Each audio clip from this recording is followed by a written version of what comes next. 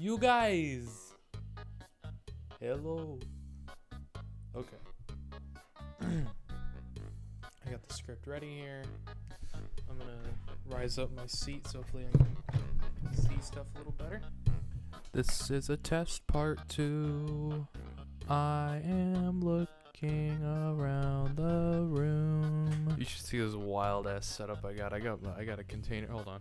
I got a container of Tide Pods holding up this webcam that I borrowed. I got a teleprompter up. This is gonna be just my first try doing this. So let's go for it.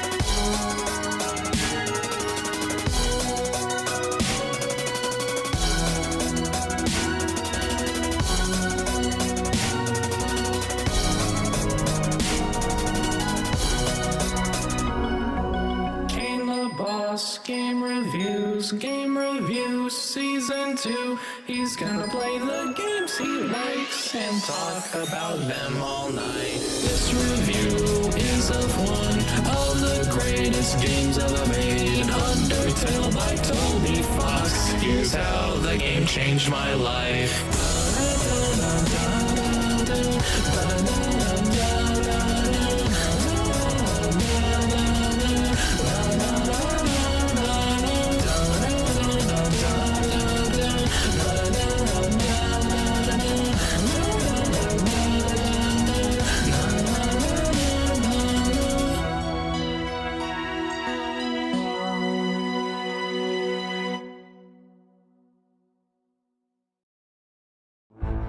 Before the beforening, this is what over a year of no, slow it down. I thought I could read way faster. Okay. Before the beforening. Nope, it's still too fast. That shit is still too fast. Before the beforening, this is what over a year of no game reviewing does to a person. You want to talk about stress? Okay? Take a look at this. Jesus Christ. That right there is the... No way! No way! Let's talk about the... Oh, what? Oh! Can we talk about the... Please, Mac, I'm dying to talk about the... Do I look like Harry Dubois? No. I'm not nearly enough of an alcoholic yet. I kinda hated editing videos for a while, and I still don't know while writing or reading this what I'm going to do for this. Maybe I'll edit most of it myself. I wrote the first third or so of this at the tail end of 2021, and the rest of it is being written in March of 2023. I also plan on buying a webcam to record this whole script in front of. You'll know if I did, and hopefully I can make reading off a ghetto teleprompter look swag as hell. Thanks to my cool buddies, Tim Rogers at 108 on Twitter, and no. Bro, if you hit the stop button, it resets everything. That's so gay. This is gay. I just want to read my script, man. Thank my cool buddies and Tim Rogers at 108 on Twitter for making me feel like I should review games again. Say the line, say the line, say the line, say the line. Okay, here we go. Part 1. Outside the game.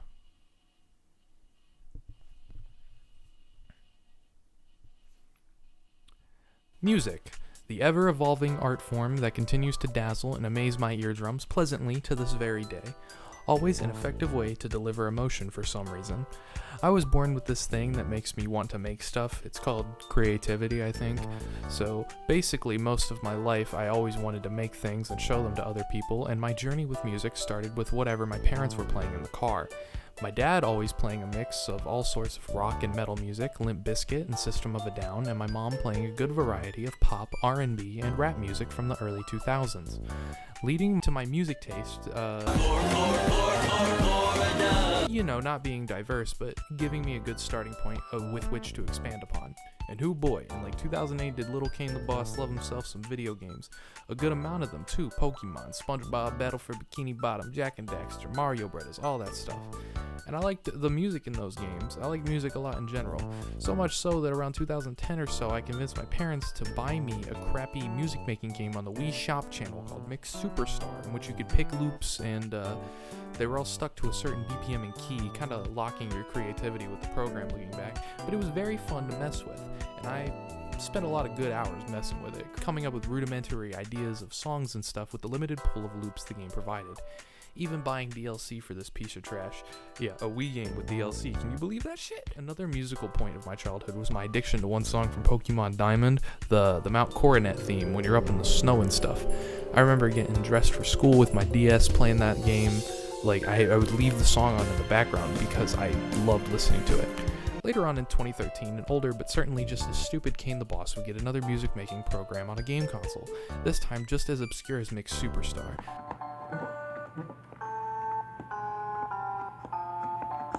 A little thing on the Xbox Live indie game store called Easy Muse 2.0, which had a little bit more to mess with, but would crash about 10 times per 20 minutes of usage. Not really helpful for creating full songs. There was also a DLC for it, but I never got that shit. It would basically be you buying a program twice, and you can't actually have the loops of all packs together, and you'd have 2 games on your Xbox. It was weird and dumb. So, little old me kept playing games and making bad attempts to make music without a computer. Fast forward to 2015, a young iFunny shitposter is just entering high school with a knowledge of anime and video games unlike the normal kids, and he's expanding his gaming taste by playing stuff like Earthbound on emulators on his terrible laptop that barely works, full of viruses, yummy little viruses, adware and uTorrent, when all of a sudden a game sprouts up on the interwebs.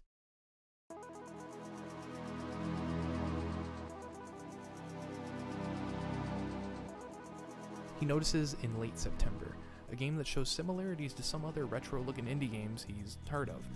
A game he sees one of his favorite YouTubers at the time, Vinesauce Joel, playing, and a game that his iFunny and Kick buddies would start mentioning.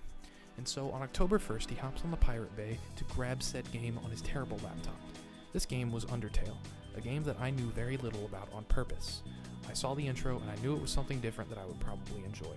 Doing that thing I do where I avoided listening to the outside world until I finished it completely, and over the next few weeks it would become quite evident that not only was Undertale the game to completely change my life and many others, but it became evident that it would cause a major cultural internet shift, the likes of which nobody could have expected.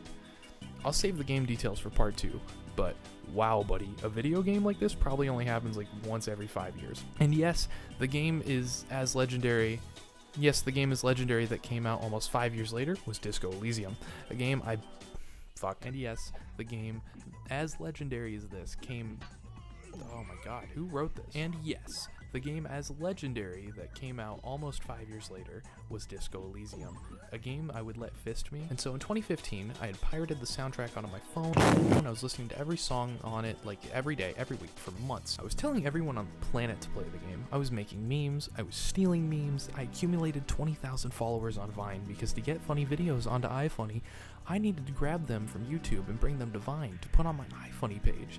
And for some reason, those stolen funnies I got from YouTube ended up getting 20 million loops on Vine and skyrocketing my lame ass to niche internet micro-celebrity stardom, and Vine disappeared shortly after. Certainly the strangest point in my life so far, even to this day. But to bring us back, Undertale was my everything for way longer than any other game ever was, or probably will be. And the music finally sparked something. I really wanted to make music. Everything in me screamed, oh my god, I want to make something exactly like Undertale, and for a little bit I wouldn't. It would take until 2016 for me to start working in FL Studio, thanks to a girl I had a crush on who dyed her hair pink and was really into EDM, and I'd begin making crappy projects and uploading them to Bandcamp that nobody looked at. And by that point, for some reason, I didn't like Undertale, because I was a 15-year-old hipster, hating popular things because they were popular and mad at the world for liking the thing I liked after I did. This happens way more often than you think. I played Doki Doki Literature Club a week after launch. I was listening to 100 gecs in 2019. But as I was saying, I began making music, very unstructurally sound music, like if that ish was a building, I'd have 40 OSHA violations.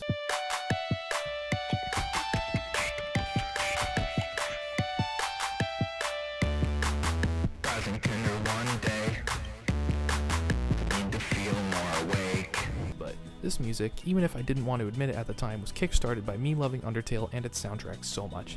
I even made RPG Maker games that'll never see the light of day, with a lot of Undertale music in them. Funny enough, the RPG Maker stuff came before I played Undertale, but was finished after I played Undertale. Write this down for the future biography. Even if the game I'll eventually make is a sequel to said RPG Maker games, the world shall never see those trash piles. I kept making music and getting better at it, and all the while, I just wanted to make a video game soundtrack on par with Undertale, so much so I'd sprinkle in game OST-styled pop songs into my album, eventually hoping I'll actually have the talent to make an entire soul-filled video game not unlike Undertale, only showing its logo in the first, 5 minutes of the game. Well, that's because I'm pretty sure you know about Undertale, and the second part of this video will just spoil the game for you anyway. This is less a review of Undertale and more of a psychological examination of what it did to me, and also in part how it shaped a mini generation of the internet.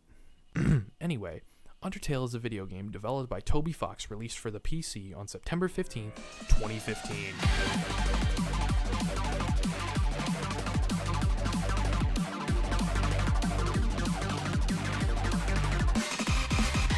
Part 2. Inside the game. For this playthrough of Undertale, probably my 20th, I decided to live stream the entire event, which was a hoop to struggle through. Streaming it live with a face cam was a fun experience, even if nobody fucking watched it. I mean, why would they? I'm the indie rock Minecraft parody guy, talking about the story and characters of Undertale is like talking to a wall at this point. Everybody knows it, and it's so overdone. You play as this human who fell down to rock bottom from SpongeBob, and he meets the sunflower with boobs from Conker. Are you guys swag gamers? Do you get my references? Actually, no, it's Satan, and they try to trick you into eating friendliness pellets. I miss the days when they just called those things Quaaludes. But yeah, you dodge them hoes, and you can clearly see this game's unique take on a battle system. That being that the enemy's turns are micro Toho levels, and your turn is either gutting them with your safety scissors or fellatioing them, depending on which path you take. And knowing who I follow on Twitter, it's a pretty good guess on which path I prefer. So in comes this kind motherly lady named Toriel.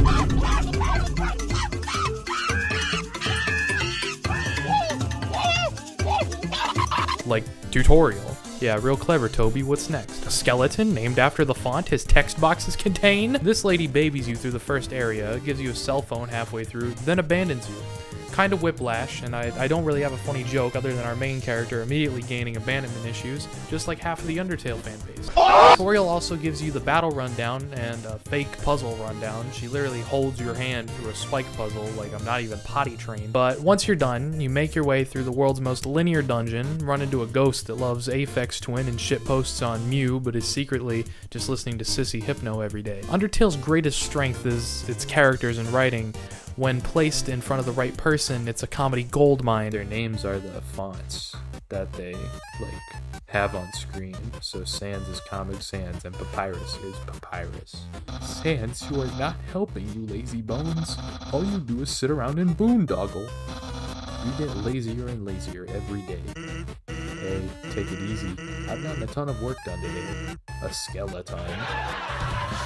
In almost its first half hour, it presents almost a tease of its quirky, hot topic sense of humor, recontextualized for a group of new age Tumblrites, aka people old enough to be using social media, but young enough to have not read Homestuck. We won't open the Homestuck can of worms all the way today, but I will bust open the can opener later, when we talk more about Toby Fox. Always be damned, this jaundice-afflicted young being can navigate a swift speed through some extremely simple puzzles. Red and blue switches, holes in the floor, goofy falling animation. Vegetables are bad, actually? This seems like a good time to get into the earlier stated enemies to lovers arc fellatio bullshit. In this game's UI, you've probably noticed the 4 large icons reading Fight, Act, Item, and Mercy. The Act button is where 4D chess becomes 5D checkers. I can choose to allow this Vegetoid to feed me yummy yummy vegetal until my stummy is full and large and round and bulbous and warm and soft. This makes the Vegetoid quite cool with me, so much so I can show them mercy instead of bashing their face in with a wooden stick. If you can understand this and not attack enemies in Undertale and instead spare them by acting, you have all the keys to beat this game properly. Now, will it spoil someone's experience if you tell them never to use the attack command other than on the final boss? No. Nobody told me that shit, and I played through the game like 3 times before I saw anything past the neutral ending. But seriously, the game design here shows an amount of wholesomeness homemade item Etsy shop owners and your grandma could only dream of. Screw the wholesome direct, man. That shit was stupid. Just a bunch of frog games and cat games. Games for people who I'm pretty sure live for aesthetics and not artistic value. Undertale rediscovers demon negotiation from Shin Megami Tensei and turns it inside out, but instead of C+ gore, it's flowers and rainbows. Undertale answers the Edge magazine classic Doom review line, "If only you could talk to these creatures." Thank you, Tim Rogers, for giving me that amazingly hilarious bar from a crappy game review, and thank you for inspiring me to twist and bend your style into my script writing. My only problem with Undertale doing its whole mercy business is that the enemies give you money when you mercy them. I'd rather they give me items to sell or nothing at all. Age-old RPG mechanics still sink into the bones of this game. Those darn enemies are gonna drop that darn gold.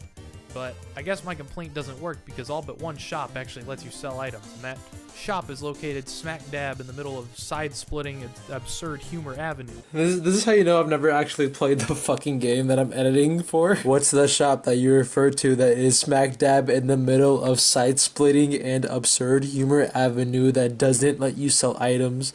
And then I'm literally just asking him, like, where the fuck is it? And then boom, there's Temmie's shop. I just wanted to put that in the video because I'd be retarded. Oh yeah, along the way you find a cute spider bake sale where you can spend your gold on some healing items. Moving along, you actually find Toriel relatively quickly after abandonment, and she hugs you. Wow, someone's dad is losing 0-2 to Toriel right now, but winning 12-0 on his newest pack of Marlboro Reds. Toriel holds our main character close and brings them into her home, and furnishes a whole room, makes a fucking pie with whatever you answered on the phone 15 minutes ago, plus whatever you didn't answer with. Toby Fox was doing the Deltarune your choices don't matter thing already, but let's not jump into the sequel now. Let's get ourselves a nice little nap, and obviously, GTFO, because this game can't end at this house. We gotta get back to our real home. We gotta get out of the underground. While you're in Toriel's house, you can also interact with a bunch of different objects for some funny jokes. Even the mirror. It's you! I remain wholly positive that this is not in fact a funny look in the mirror and is instead a setup for gaming's greatest emotional gut punch to be met in 3 to 4 hours time. The repercussions of this mirror in this home are massive and unmistakable. Also, there's a cactus, the most tsundere of all plants. Cactus Jack fucked me in the asshole. Eventually, you try to dip and Toriel blocks your path. Why are you running? She warns you of the dangers of the underground, and she warns you that the king of the underground, Asgore, will kill you and take your soul. She stands in front of the door leading to the rest of the underground, and you are met with Undertale's first true boss and a menu puzzle of sorts, which some future bosses will fall into this category. Also, great time to mention the Undertale soundtrack, as the battle music with Toriel is one of the greatest songs ever made. Toriel can of course be simply killed just like any other monster, but if one chooses to spare Toriel multiple times, you will find you can escape leaving her unscathed. Flowey the Flower from, the Quaaludes will scold you on either outcome on your way out of these ruins. There's one other outcome though. Dim the lights now. What if the player wanted to spare Toriel, but have already killed her? Let's say our player reloads their save and manages to figure out the puzzle of saving Toriel's virtual life. This is where Undertale reveals its royal flush. You will walk forward into the rest of the underground, and Flowey the Flower will have some very unique dialogue. Undertale in this moment shatters any of its charming cute layers left and hits you with a true psychological scare. Flowey knows what you did. You reloaded your save so you could spare Toriel. Coward. You make me sick. Leave me alone, please. Hiding in the shadows. Hiding from who you truly are. Oh. You can't escape yourself. Undertale is always tracking every choice, even the ones you think it couldn't possibly know about. Games like One Shot and Doki Doki Literature Club also experiment with this level of fourth wall breaking to different effects, but in One Shot's case, the entire game is about the relationship of the player and the game's main character. In Doki Doki Literature Club, it's an experiment in a completely aware character It's an experiment in a completely aware character in a game full of unaware characters. But Undertale's systems and writings go deeper than this and tie into the overall narrative, themes, and messages the game is delivering. We'll come back to all this later. Let's keep working our way down the slope. And there we goes. And then it's gonna title card. The title card is coming.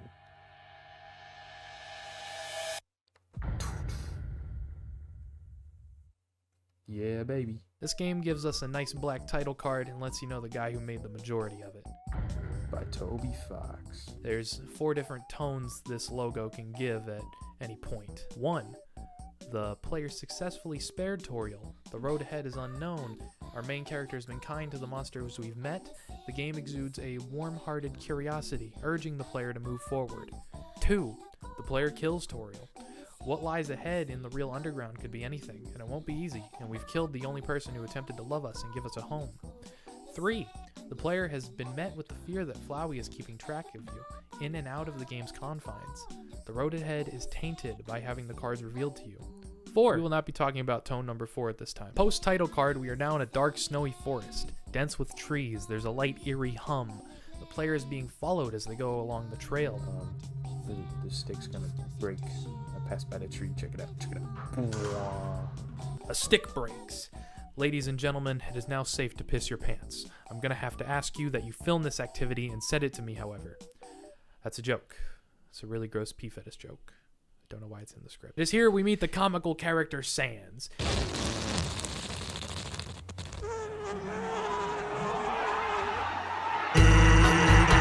He speaks in a strange font known to very few. This font is called Comic Sans. Sans is a skeleton who makes bone puns. He's a silly little guy who will serve no greater purpose in the story whatsoever. He introduces himself with a whoopee cushion handshake. 9 minutes later, you meet his brother Papyrus, who speaks elegantly in the font of Papyrus and is also rocking a Mega Man Zero cosplay. I wouldn't dare begin to praise and possibly spoil the immaculate jokes you'll find yourself upon in the next hour of snow-carved beauty. You also fight like 5 dogs. They are all cool and have funny, iconic interactions. Sans and Papyrus also have their time to shine here as they attempt to capture you, the first human in the underground, for quite some time. Suddenly, whoa, snowy town! I wonder if they get snowed in. Ah! Get it? Waiting for the script to catch up on my teleprompter. This game's towns are amazing. The shops all have unique art and a lot of funny dialogue and good handling of delivering lore without overbearing the player. We also see this game set up a few gags and characters across town. Undertale does this a lot, setting up great gags and delivering the punchline a little later. Any hoo-ha, Papyrus has his boss battle on the outskirts of town and turns you blue, and Undertale shows that its battle system can stay fresh as hell and change things up. You can also date Papyrus afterwards, which is one of the 3 dates this game has. These are cool. Hanging out with characters after befriending them for even more lighthearted humor is awesome. The music for the date literally sounds like it's ripping off Phoenix Wright's soundtrack, like literally exact copy. Many other bosses do this and it's awesome. More piling on to make these bosses feel unique and memorable. The third area of this game is a waterfall-ridden cave with some basic bitch-ass puzzles. I'm talking some real hooked-on phonics shit here, like still in the booster seat, eating a Starbucks cake pop while their mom drives irresponsibly type shit. Some creeper t-shirt, Robux having Mario Galaxy pajamas type drip. This is where we are formally introduced to the leader of the Royal Guard, Undyne. No relation to the Monster Girl Quest character. That was a call forward to the Monster Girl Quest review I'll make in like 3 years, I promise. And this is a call forward letting you know that I'm going to be editing the Monster Girl Quest review. This is also an excuse to put me in your video. Next, we're gonna meet a windy, whimsical-looking fairy named Sylph, right? Wrong. We're gonna run into the Aphex Twin Sissy Hypno Ghost from 2 hours ago. He runs a snail farm that they used to run with their cousin, but they've left for the big city, baby.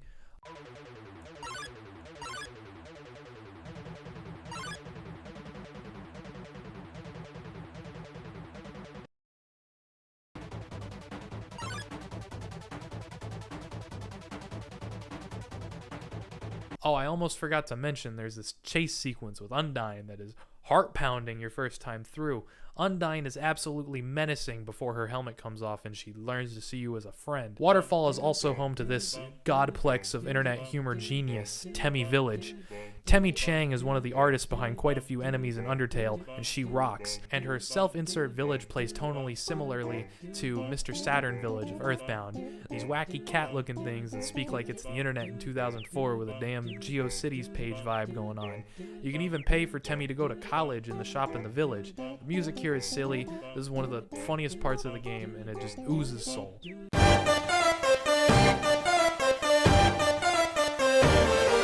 At the end of Waterfall, you gaze into Undyne as she has a speech prepared and then launches you into a boss fight, changing the battle system once again. This time it's your goal to escape this battle and run away instead of fighting her, because words aren't going to do much to someone seeing more red than Will Smith at the Oscars. And eventually, this chase will take you to Hotland, and Undyne is a fish creature of sorts. So she passes out from exhaustion. You dump some water on her from an office water cooler just nearby. She doesn't even know how to react to this kindness, so she walks away. You can now walk back to her house and do her date sequence just like Papyrus is, and it's just as comedically untouchable. Back in Hotland, you can find an elevator that you can't ride yet, and a laboratory. It's ran by the Underground's royal scientist, Alphys, who quickly reveals they've been filming you the entire game. That's right, you are playing as a cam girl. I mean, a cam they. Alphys is this yellow dinosaur woman with social ineptitude only rivaled by me when I have to talk to someone I don't know. Suddenly, in her lab, a robot breaks out and starts to attack you. It's called Metaton. Metaton quizzes you with some rigged questions, and Alphys throws up some West Side shit to give you the answers. After a nimble escape from the wrath of this robot, Alphys happily guides you through some more bare-bones puzzles and more Metaton encounters, including some great moments like a cooking show with a jetpack and the introduction of another way of dodging these Toho bullets, this time with fiery retribution for those that attack you. It is also heavily implied that Metaton is actually working with Alphys to make herself seem cooler than she really is. Alphys also has an anime poster in her lab. She's a full-fledged weeb, bro. She loves cup noodles. Get on that Hot Pocket grind, bitch. In the middle of these Metaton shenanigans comes one banger boss fight with some of the best music in the game. It's the fight with the leader of the Spider Bake Sale like 4 hours ago in the ruins. She's coming to collect that bread any way she can, introducing some row shifting action and a giant cupcake monster. This fight music comes. Spider Dance is fantastic. Moving right along, you actually get even closer to Asgore, inch by inch, making it to the peak of the underground, known as the core, and at the end of the core lies Asgore, the end of the journey. He who shall smite all puny humans down so they can escape the underground once and for all. I think I should explain the whole lore behind Asgore and the underground. Quick history lesson. As mentioned a while ago, Asgore plans on taking your soul away. This is so he can reopen the path to leave the underground and free the trap monsters underneath. This has taken possibly hundreds of years. They needed 6 human souls to make this machine churn open, and the game alludes to these souls very cleverly with the weapons and armors you collect throughout the game, showing you pieces of these previous humans' personalities. It's such a quiet storytelling that you might not even notice what this was building to until a certain fight that'll come up in a bit.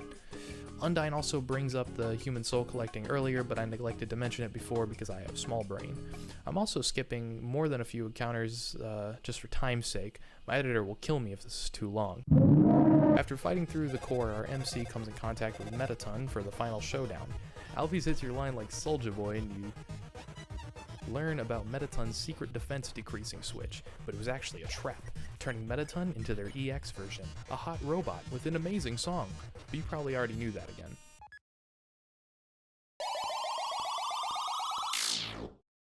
Oh, yes.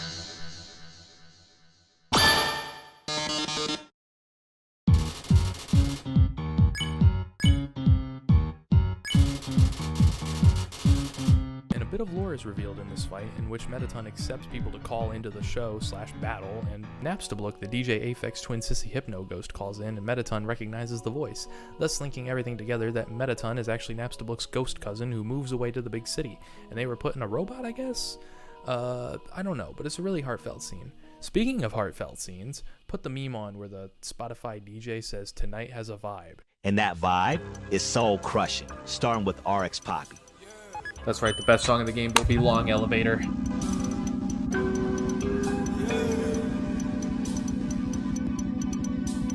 Real RX. I used to wake up in my room in the morning, put on my dirty shoes in the morning. Heard mama crying last night, think the lights finna go out. The 30-second elevator ride leads you straight into Undertale's second best segment. A guitar track comes on as you approach a house just like Toriel's, and the pieces begin to come together as the monsters of the land recite their history to you. It's very sad and speaks for itself. The mirror returns, and instead of saying it's you, it says, despite everything, it's still you. And holy fuck, man, those words never fail to hit me like a truck. I'll stick to these lines till I die. Everything they mean to me couldn't be described easily, but I'll try.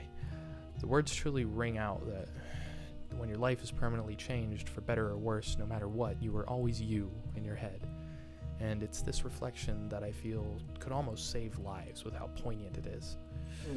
I don't think I'm doing a good job here, so I'll just move on to another amazing scene.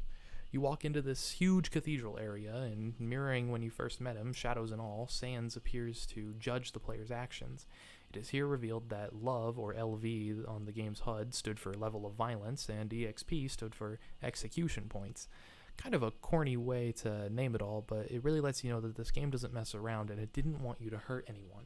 If you succeeded in being a pacifist, Sans will say, but you never gained any love.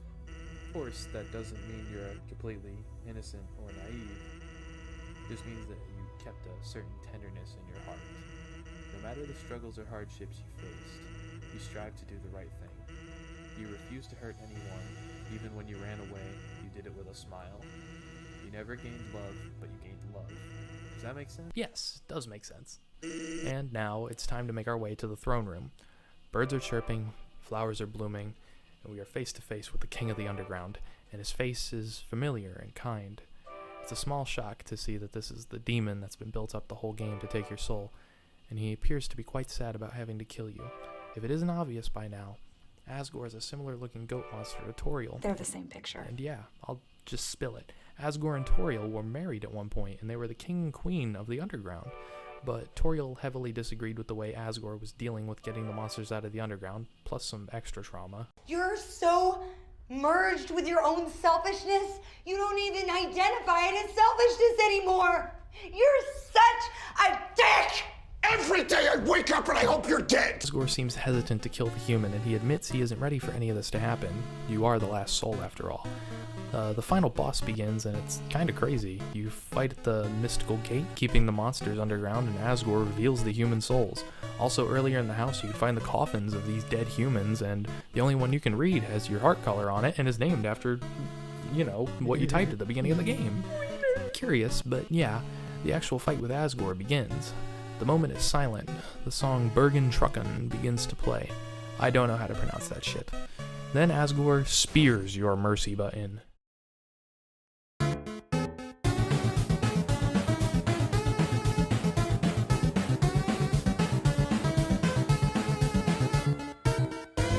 That's what I'm talking about! That's why he's doing me! That's why he's the GOAT! The GOAT! After defeating Asgore, you can either kill him and exit the underground with a repaired mercy button, choose to live with him in the underground, something he actually wants to do, but either way, Shut your Flowey from the tutorial is back with a vengeance. It's kill or be killed. Flowey takes the souls and the game crashes. Absolute whiplash that was perfectly possible within the story, and it's awesome. After launching the game, your save file is destroyed by Flowey. It's cold and dark, and Flowey is ready to kill you, become a god, and destroy the barrier. And oh man, this is it. What the hell is even that? This is the part of the game where Undertale truly got rep for me for the rest of my life. This game truly kicks into action and reveals a horrifying eldritch abomination Flowey has become. What the Greek? Let me up my door!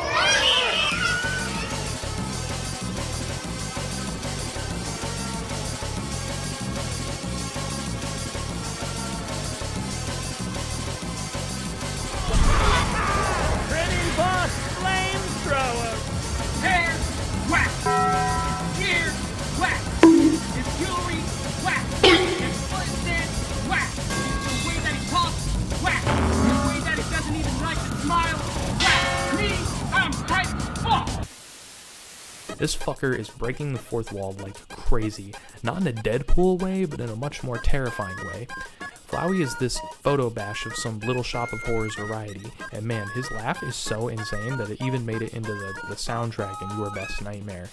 And you won't take Flowey's shit lying down. You will fight him to the death to return to the world, and through the help of the other human souls, in which you get glimpses of their character through little minigames that heal you throughout the fight, come together to destroy Flowey.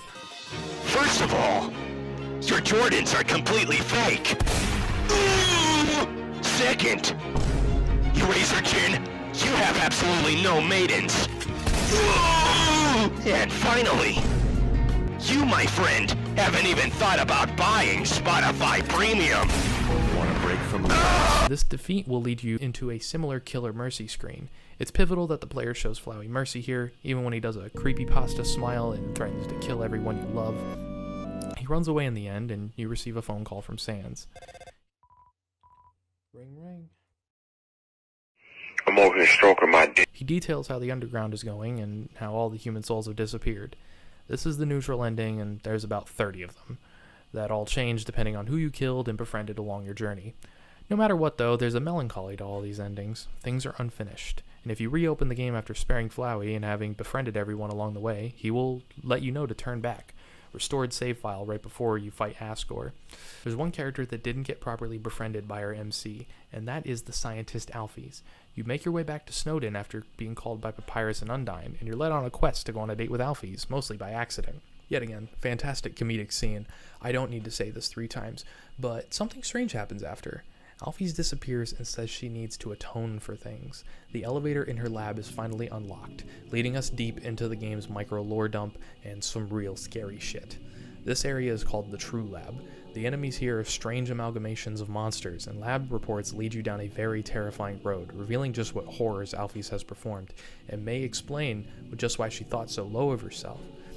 Alphys does some very morally incorrect things, and I honestly don't know if she's trustworthy as things are shown to us.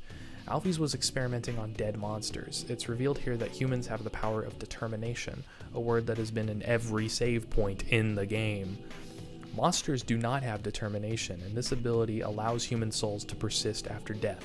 Monsters fade into dust.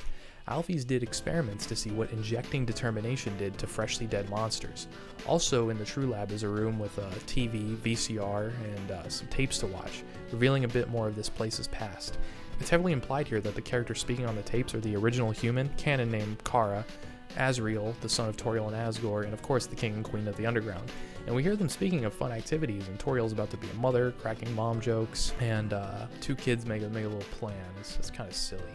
Now earlier when we were in Asgore's house and the story of the underground was revealed, we learned the name of Azriel.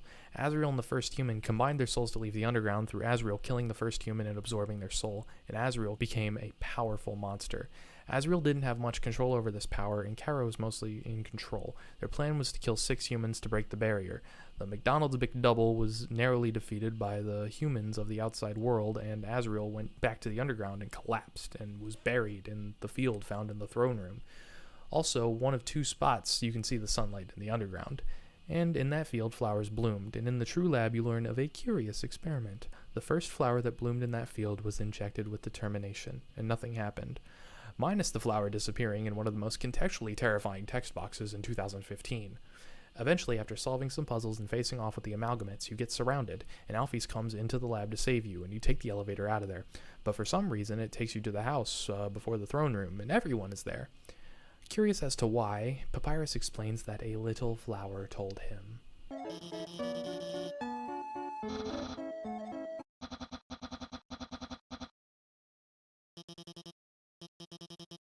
What's up, fuckers? Flowey is back for revenge, super revenge, but now it's pretty clear what's going on. Flowey is actually the dead son of the king and queen of the underground reincarnated. Using the souls and energy of the monsters, Azriel Dreamer is resurrected, and he is the final boss to the pacifist route of the game. I don't fucking like you. What? I said I don't fucking like you. You don't like me? No.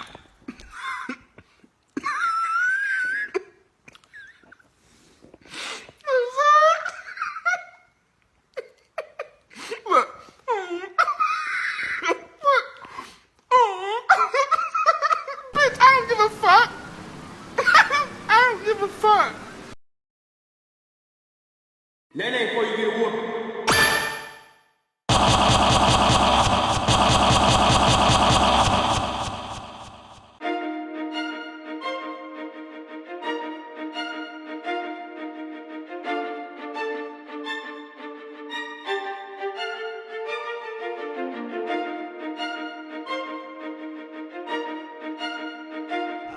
funny. This is. I can't even speak right now. I'm so sorry, guys.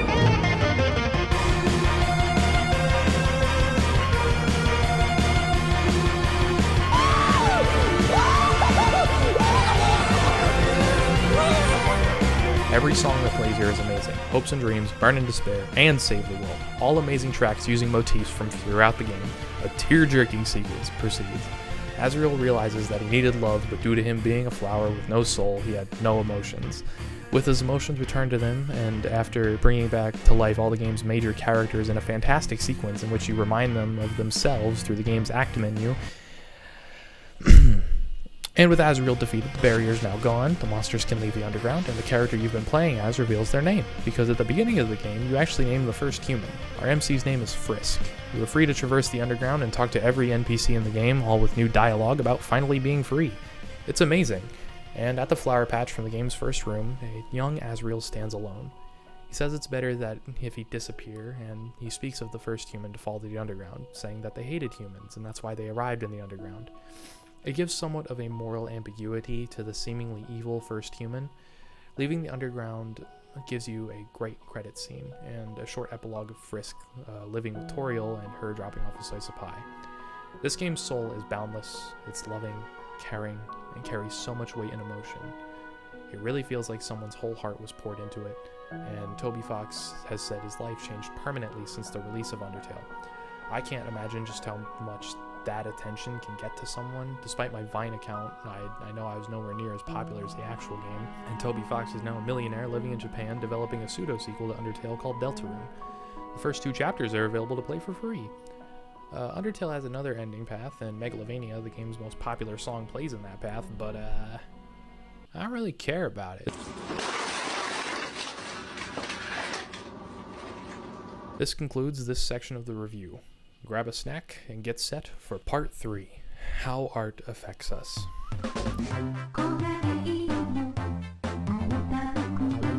Wow, this part of the script is being written before part 2 is done. I hate writing about video games because my articulation of what I enjoy sounds like a 7-year-old pitching a Roblox game on the playground. Imagine playing a video game that touches your soul so deeply that you basically vow to never get into complications with people if you can avoid it, thus turning you into a quivering pussy with deep-seated anger issues. Is pussy an offensive, misogynistic term? I'm unsure, but also that term just sounds funny by English language standards, so I'm keeping it in. But even to this day, I can feel the ghost of this game hovering over me in my small brain. When not a single life-changing tragedy happens to you for up to 21 years, studies find that you will look for fiction in which these things happen. Oh, I'm doing that again, connecting everything to myself. I've almost self-diagnosed myself as a narcissist multiple times due to just how much I want things to revolve around me. I would hope most other people don't have this problem. Solving the puzzle of myself using a video game is going to be a little bit more difficult than I expected. At the end of Bo Burnham's fantastic 2021 Netflix tragedy musical Inside, over the credits plays a simple song in which the only lyrics are, "It'll stop any day now," in reference to whatever the hell you want to interpret it as. Such a simple statement can be viewed in plenty of ways, imagining it like life itself could end at any moment soon, and if I explode randomly and my blood hits all my plushies and guts cover my bed sheets, how the heck are people gonna remember me, if at all? Life is a cruel mistress for those who want to be remembered. I'm so unimportant, but I know at least a couple people post-Kane the Boss Gutsplosion who can vouch for my love of music and video games, especially Undertale and car seat headrest. 7 billion people and rising, I guarantee there's another person who could also explode someday with those 2 favorites and be missed by just as few people. Death can be either a nebula or a pack of wolves. Will you hit the random jackpot of millions of people's adoring eyes, or die with 4 people who won't carry what you worked for very far? I am no nihilist. I don't believe it's pointless. I'm just a baby who's done barely any internet research, but I think I'm closer to an absurdist than anything else. Truly embracing that life is insane, so I should just enjoy the ride while I'm here, and return to obscure, as Joe Hawley once said, whenever it happens. And if I'm elderly and in the hospital about to die, please don't give me water. I don't want to feel like I'm drowning. I'd rather feel like the scariest panel in Junji Ito's Long Dream and just disintegrate. Sometimes you want to disintegrate. Shortly after starting to make music as an edgy 15-year-old, I was distributing mixtapes around school on burnt CDs. I gave one to my history teacher for free. Every time a new release dropped, On Kane's Adventure 6 Rose Gold, I sampled an iFunny classic, Super Minecraft Kid, screaming the N-word before a crappy EDM drop. That also went to my history teacher in the context of the Super Minecraft Kid video and sample. He's talking about killing his history teacher for giving him an F on his test. Alright class, I am the history teacher, and I am giving you back your test. Oh no, I hope I don't fail. What the fuck? Fucking F shit! Oh fuck, I'm gonna get so fucking grounded. Let's play some fucking Minecraft. Whoa, no, what's happening? The computer's sucking me in! I am Steve from Minecraft. You're in Minecraftia. Michael's so stupid. He failed the history test. Please don't kill me. I have a lot to live for. I have a wife and kids. Shut the fuck up, you fucking You don't know. You know why you don't know? Because you don't think. That's why. You don't think. You never figured out how to think. This did not occur to me when giving the mixtape to my history teacher. Next week, police were sent to my house. I was in the cop's office at the school. Crazy that they had an armed cop at a high school, thinking back.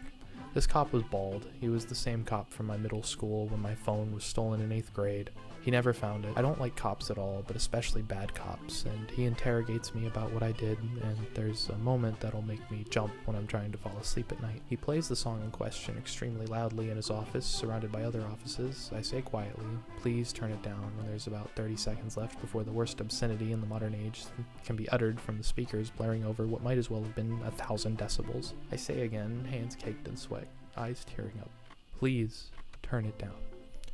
The cop looks at me, not even angry, but also not listening, and then it blares from those speakers to forever imprint in my mind.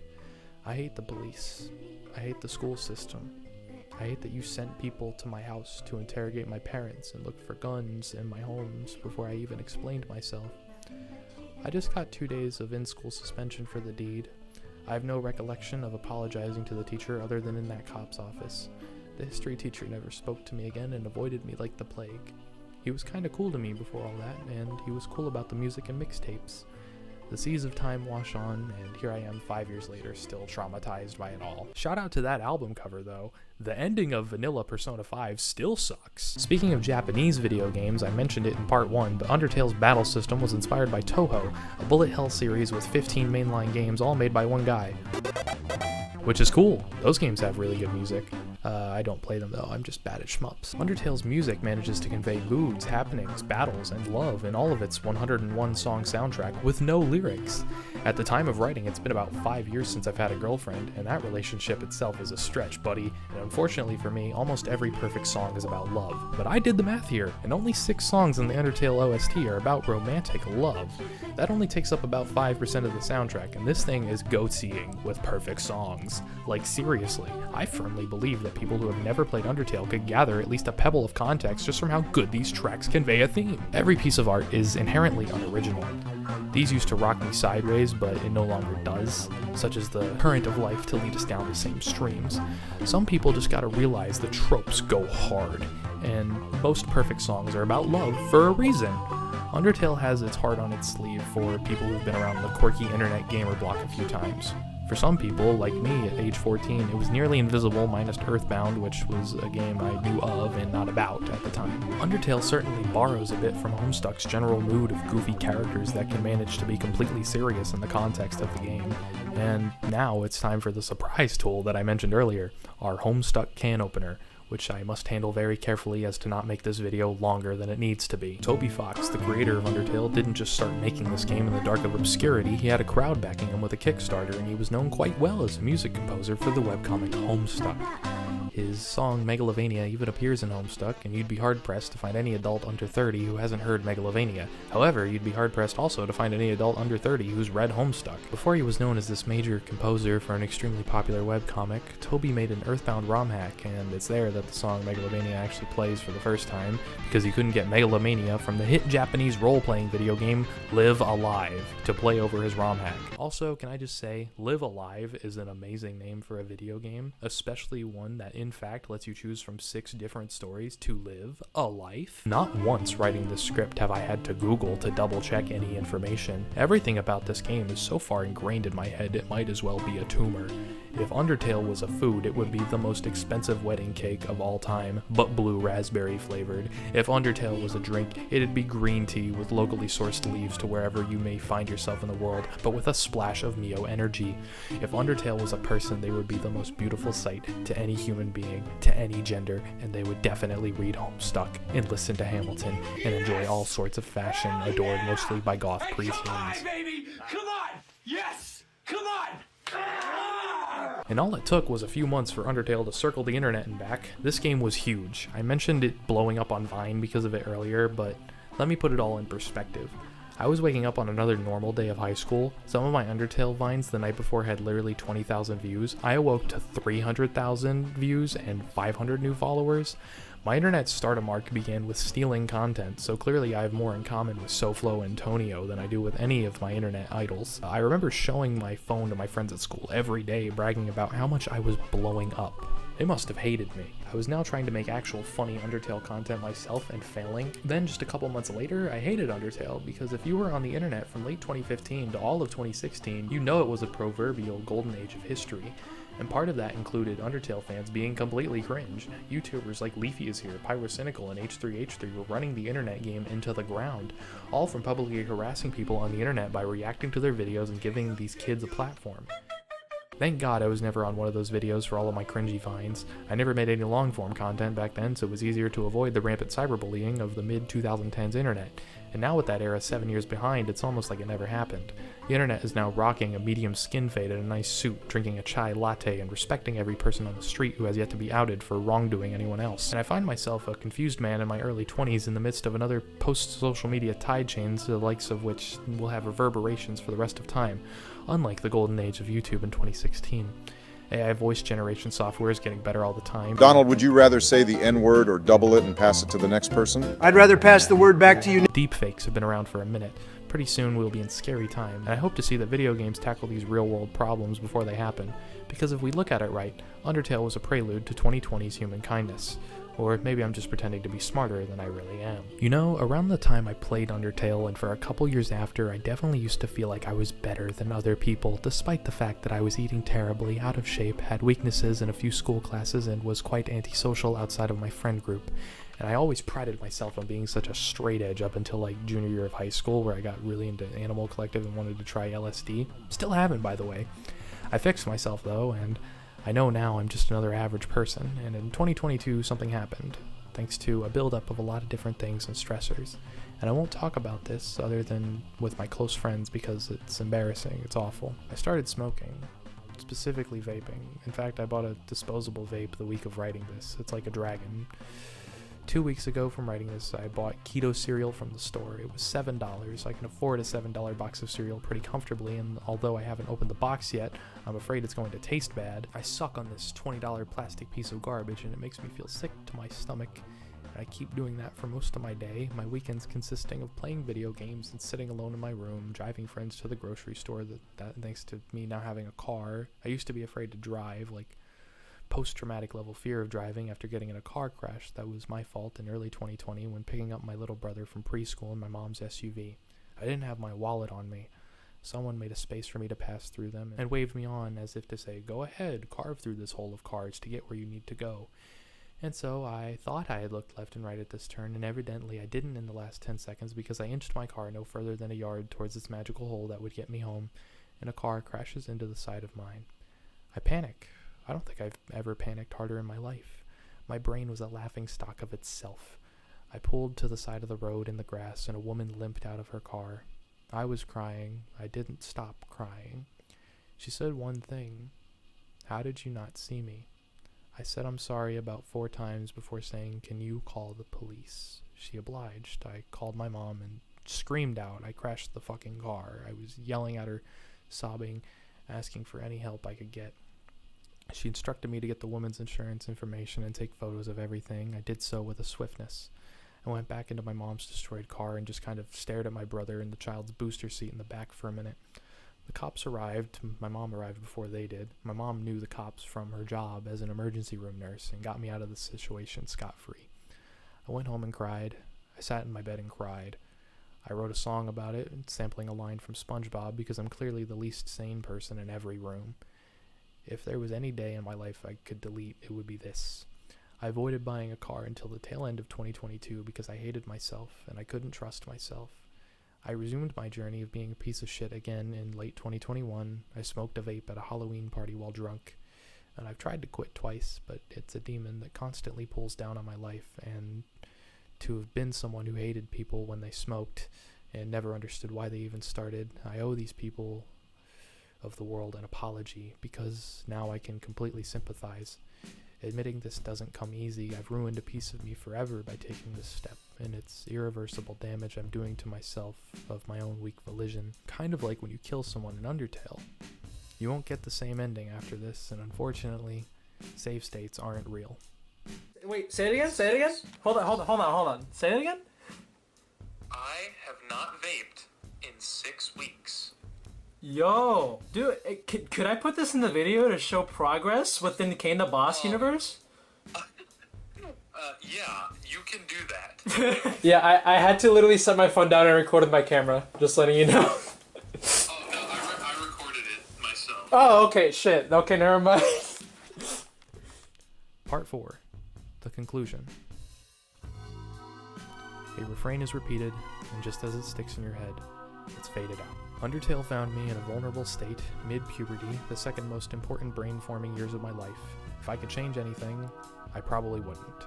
I've always been cringe, and I'll continue to be in the semi-popular counterculture fandoms for a long time. I'm sorry it took me 2 years to make another review. I had to find myself, and to be honest, I've only found about 30% or so of myself. The rest is somewhere out there. To conclude, thank you for the feelings, Toby Fox. My short time on this planet was shaped slightly in your image, and I hope the star I'm a part of in the future, when I'm gone, thinks of Undertale just as fondly as I, because it'd be really cool if stars thought of Undertale and Five Nights at Freddy's, Homestuck, Roblox, and Mixed Superstar.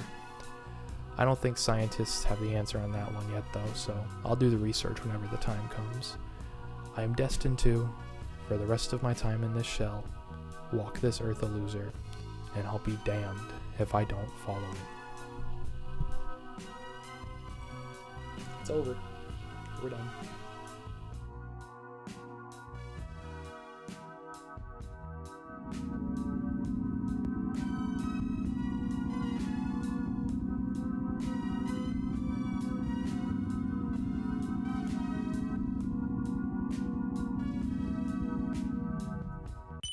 Thank you for watching.